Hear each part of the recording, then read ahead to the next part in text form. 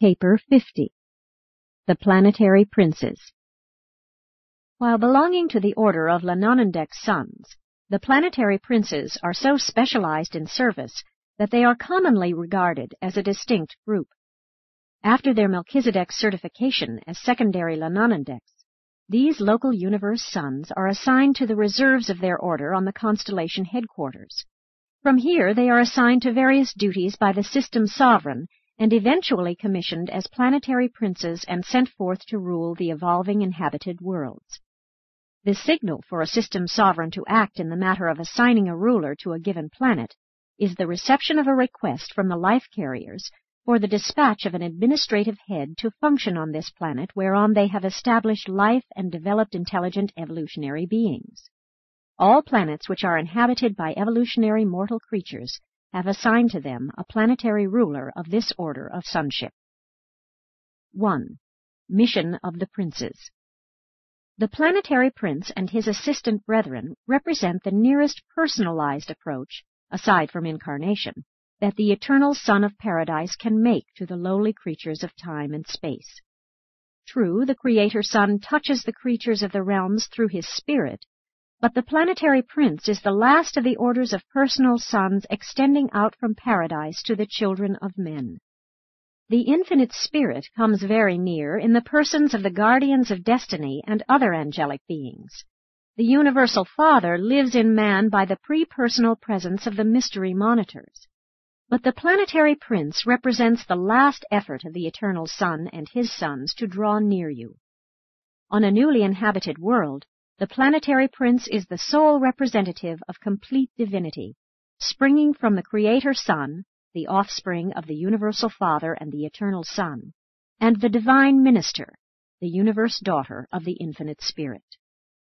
The prince of a newly inhabited world is surrounded by a loyal corps of helpers and assistants, and by large numbers of the ministering spirits. But the directing core of such new worlds must be of the lower orders of the administrators of a system in order to be innately sympathetic with and understanding of the planetary problems and difficulties. And all of this effort to provide sympathetic rulership for the evolutionary worlds entails the increased liability that these near-human personalities may be led astray by the exaltation of their own minds over and above the will of the supreme rulers. Being quite alone as representatives of divinity on the individual planets, these sons are tested severely, and Nebadon has suffered the misfortune of several rebellions. In the creation of the system sovereigns and the planetary princes, there occurs the personalization of a concept that has been getting farther and farther away from the universal Father and the eternal Son, and there is an increasing danger of losing the sense of proportion as to one's self-importance and a greater likelihood of failure to keep a proper grasp of the values and relationships of the numerous orders of divine beings and their gradations of authority. That the Father is not personally present in the local universe also imposes a certain test of faith and loyalty on all these sons.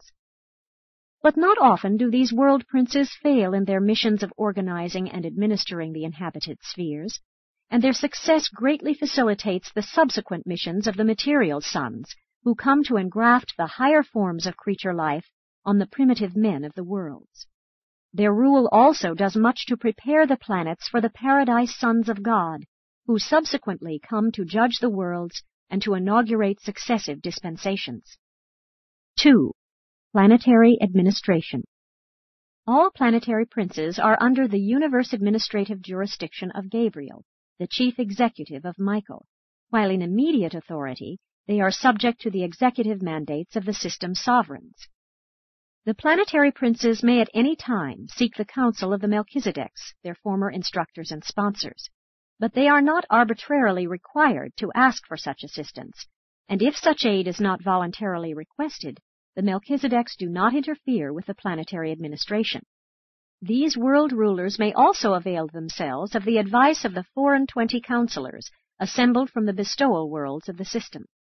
In Satania, these counselors are at present all natives of Urantia, and there is an analogous council of 70 at the constellation headquarters, also selected from the evolutionary beings of the realms. the rule of the evolutionary planets in their early and unsettled careers is largely autocratic. The planetary princes organize their specialized groups of assistants from among their corps of planetary aides. They usually surround themselves with a supreme council of 12, but this is variously chosen and diversely constituted on the different worlds. A planetary prince may also have as assistants one or more of the third order of his own group of sonship, and sometimes, on certain worlds, one of his own order, a secondary Lanonendek associate. The entire staff of a world ruler consists of personalities of the infinite spirit and certain types of higher evolved beings and ascending mortals from other worlds. Such a staff averages about 1,000, and as the planet progresses, this corps of helpers may be increased up to 100,000 or more. At any time need is felt for more helpers, the planetary princes have only to make request of their brothers, the system sovereigns, and the petition is granted forthwith. Planets vary greatly in nature and organization and in administration, but all provide for tribunals of justice. The judicial system of the local universe has its beginnings in the tribunals of a planetary prince, which are presided over by a member of his personal staff. The decrees of such courts reflect a highly fatherly and discretionary attitude. All problems involving more than the regulation of the planetary inhabitants are subject to appeal in the higher tribunals, but the affairs of his world domain are largely adjusted in accordance with the personal discretion of the prince. The roving commissions of conciliators serve and supplement the planetary tribunals, and both spirit and physical controllers are subject to the findings of these conciliators. But no arbitrary execution is ever carried out without the consent of the constellation Father, for the Most High's rule in the kingdoms of men. The controllers and transformers of planetary assignment are also able to collaborate with angels and other orders of celestial beings in rendering these latter personalities visible to mortal creatures. On special occasions, the seraphic helpers and even the Melchizedeks can and do make themselves visible to the inhabitants of the evolutionary worlds. The principal reason for bringing mortal ascenders from the system capital as a part of the staff of the planetary prince is to facilitate communication with the inhabitants of the realm. 3. The Prince's Corporeal Staff. On going to a young world, a planetary prince usually takes with him a group of volunteer ascending beings from the local system headquarters. These ascenders accompany the prince as advisors and helpers in the work of early race improvement.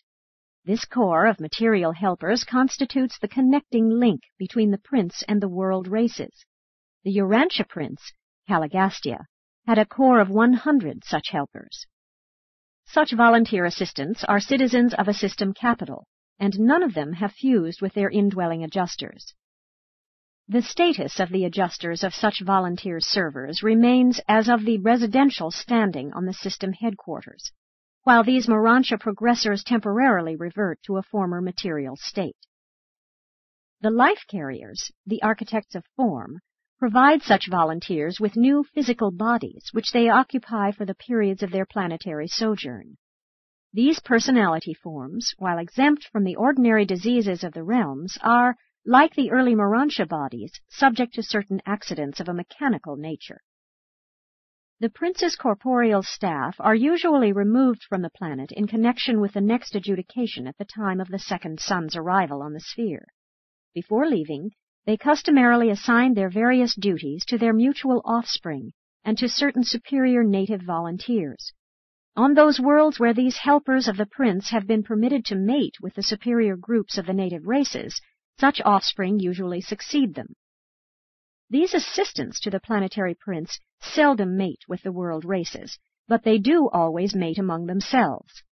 Two classes of beings result from these unions: the primary type of midway creatures and certain high types of material beings who remain attached to the prince's staff after their parents have been removed from the planet at the time of the arrival of Adam and Eve.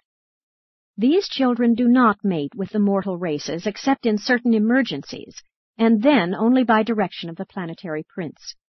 In such an event, their children, the grandchildren of the corporeal staff, are in status as of the superior races of their day and generation. All the offspring of these semi-material assistants of the planetary prince are adjuster indwelt.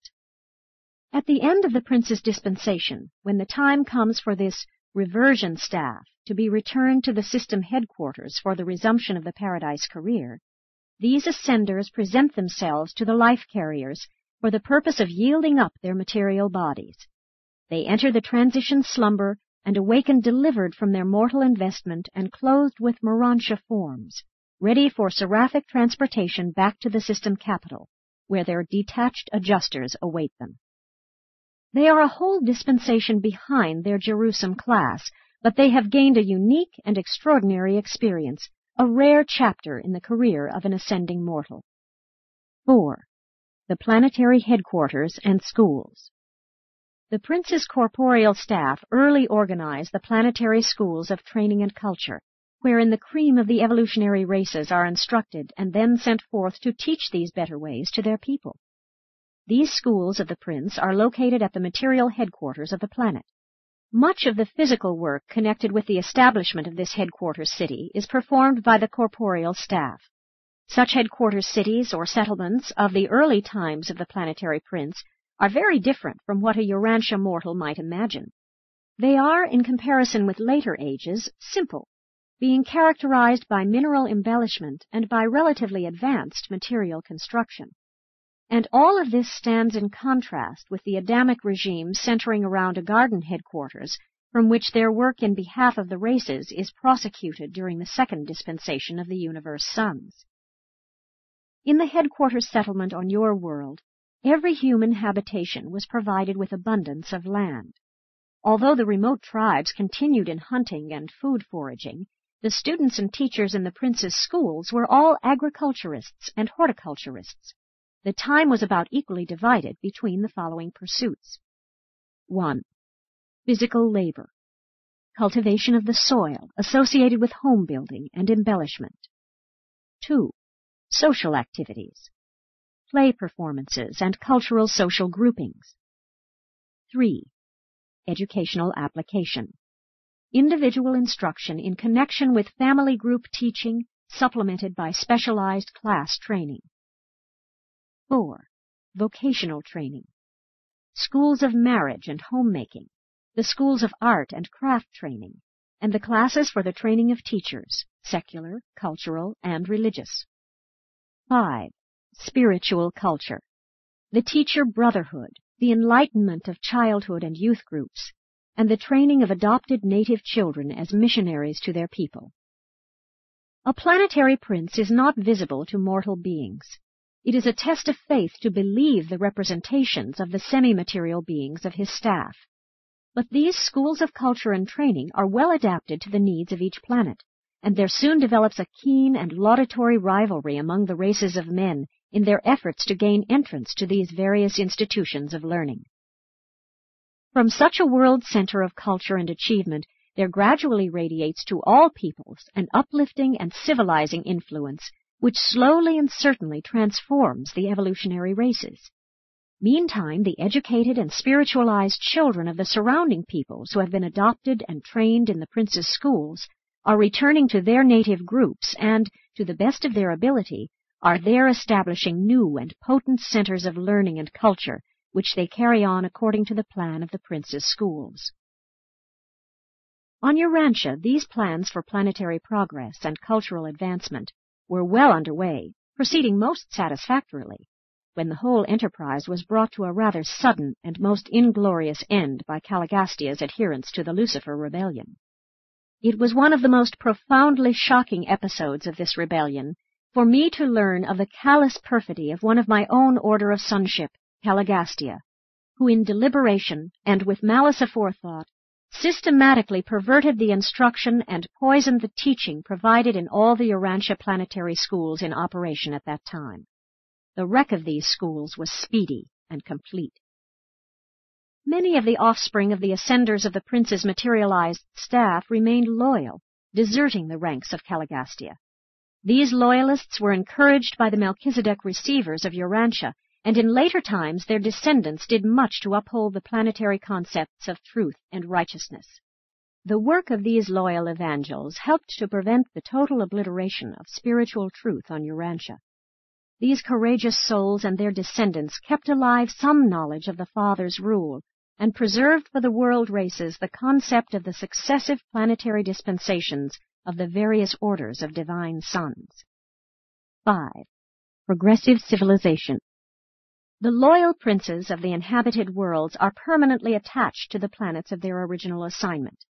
Paradise sons and their dispensations may come and go, but a successful planetary prince continues on as the ruler of his realm. His work is quite independent of the missions of the higher sons, being designed to foster the development of planetary civilization. The progress of civilization is hardly alike on any two planets. The details of the unfoldment of mortal evolution are very different on numerous dissimilar worlds. Notwithstanding these many diversifications of planetary development along physical, intellectual, and social lines, all evolutionary spheres progress in certain well-defined directions. Under the benign rule of a planetary prince, augmented by the material sons and punctuated by the periodic missions of the paradise sons, the mortal races on an average world of time and space will successively pass through the following 7 developmental epochs. 1. The Nutrition Epoch. The pre-human creatures and the dawn races of primitive man are chiefly concerned with food problems.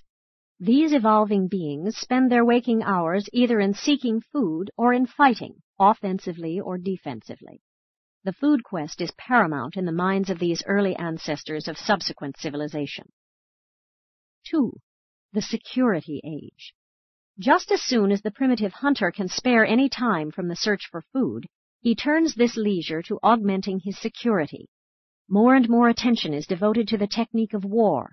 Homes are fortified and the clans are solidified by mutual fear and by the inculcation of hate for foreign groups. Self-preservation is a pursuit which always follows self-maintenance. 3. The Material Comfort Era. After food problems have been partially solved and some degree of security has been attained, the additional leisure is utilized to promote personal comfort. Luxury vies with necessity in occupying the center of the stage of human activities. Such an age is all too often characterized by tyranny, intolerance, gluttony, and drunkenness. The weaker elements of the races incline towards excesses and brutality. Gradually, these pleasure-seeking weaklings are subjugated by the more strong and truth-loving elements of the advancing civilization. 4. The Quest for Knowledge and Wisdom. Food, security, pleasure, and leisure provide the foundation for the development of culture and the spread of knowledge. The effort to execute knowledge results in wisdom, and when a culture has learned how to profit and improve by experience, civilization has really arrived.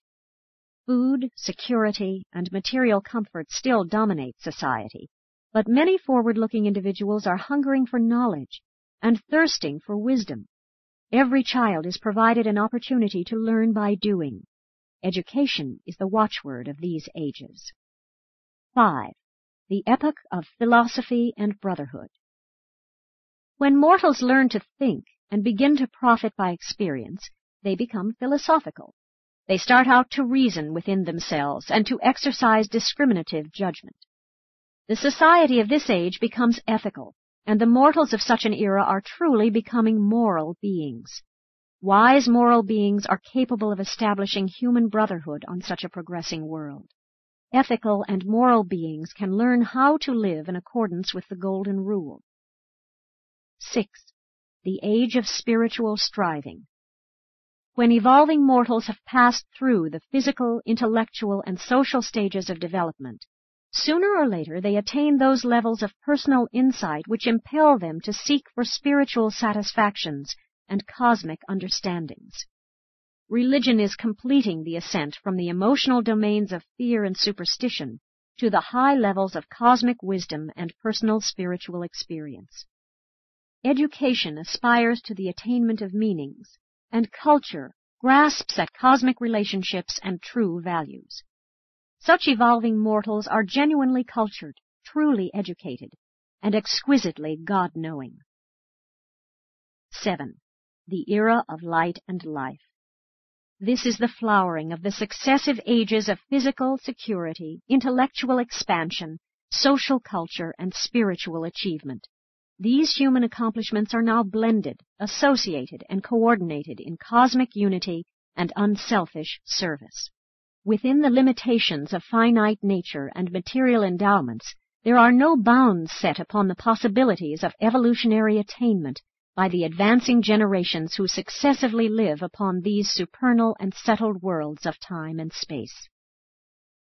After serving their spheres through successive dispensations of world history and the progressing epochs of planetary progress, the planetary princes are elevated to the position of planetary sovereigns upon the inauguration of the era of light and life. 6. Planetary Culture. The isolation of Urantia renders it impossible to undertake the presentation of many details of the life and environment of your Satanian neighbors. In these presentations, we are limited by the planetary quarantine and by the system isolation.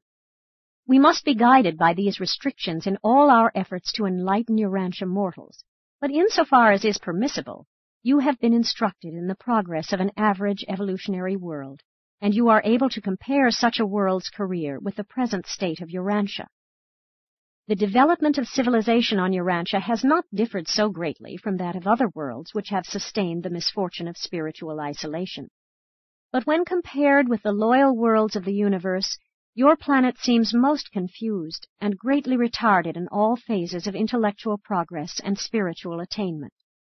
Because of your planetary misfortunes, Urantians are prevented from understanding very much about the culture of normal worlds.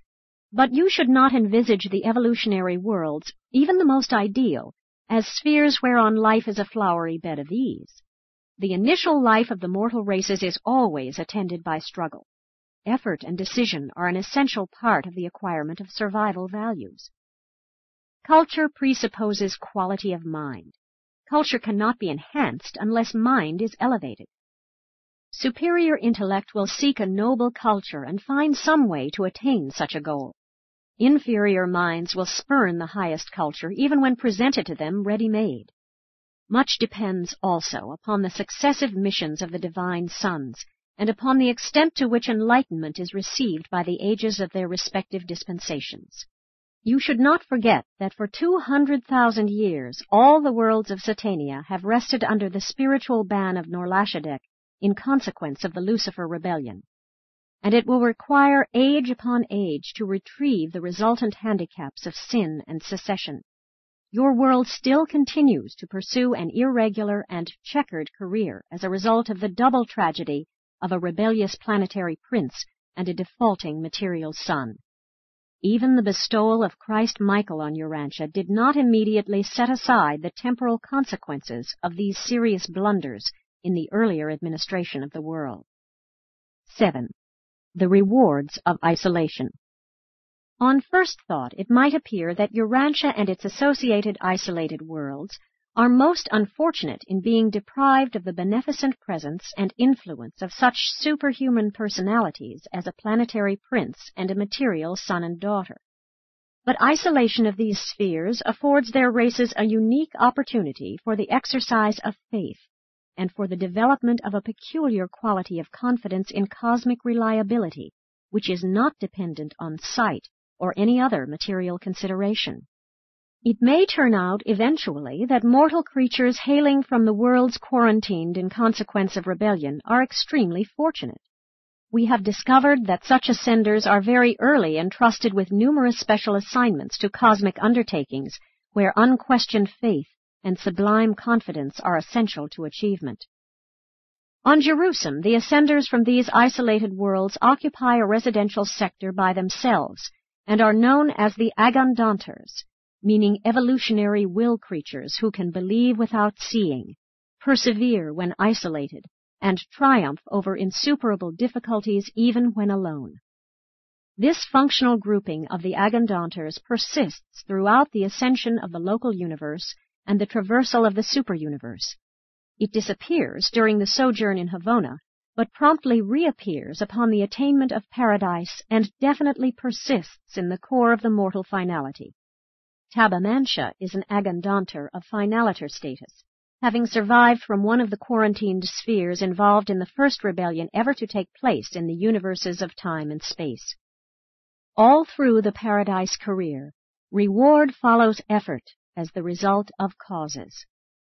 Such rewards set off the individual from the average, provide a differential of creature experience, and contribute to the versatility of ultimate performances in the collective body of the finaliters.